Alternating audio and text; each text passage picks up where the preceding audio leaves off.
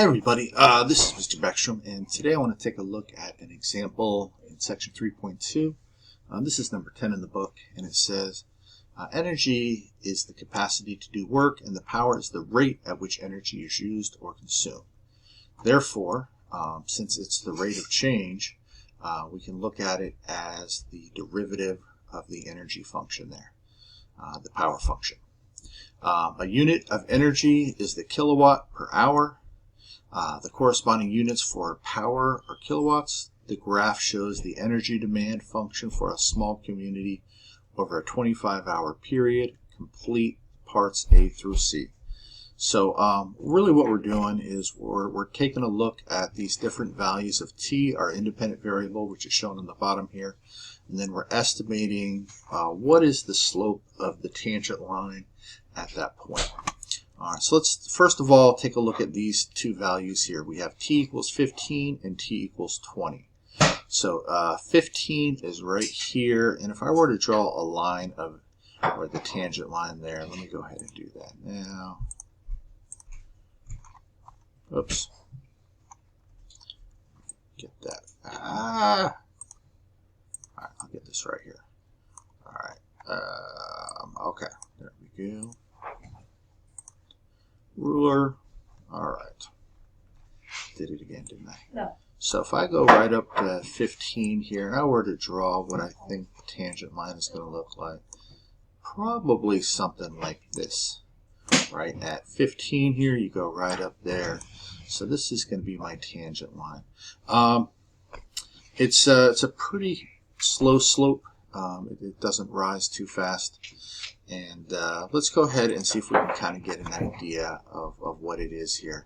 So it looks like when I go up about from 400 to 425, so I go up 25, I go to the right from 15 to 20.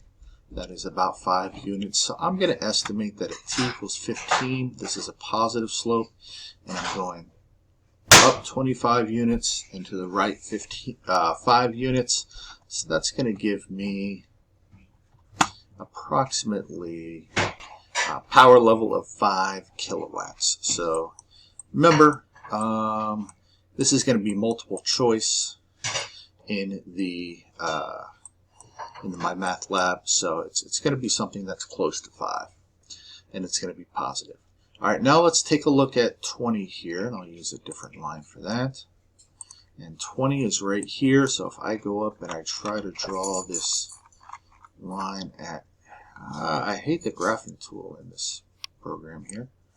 All right, if I go right to 20, and now we're going to try to get what we think is the best tangent line we can get here. So right about there. We're going to go down like that. Pretty close. All right, now let's see if we can kind of estimate what that slope is going to be. So it looks like when I go down about 50 units, because I'm going from 375 down to 325, that I'm going over to the right about 5 units from 20 to 25. And this is a negative slope. So 50 divided by 5 is 10. So I'm going to estimate that that's going to be around a negative 10 kilowatts. Here. All right. The next question is, at what time on the interval from 0 to 25 is the power equal to 0? Well, the power is going to be equal to 0 when we have the slope of a tangent line with a slope of 0. And that's going to happen at any of the peaks or valleys on our graph.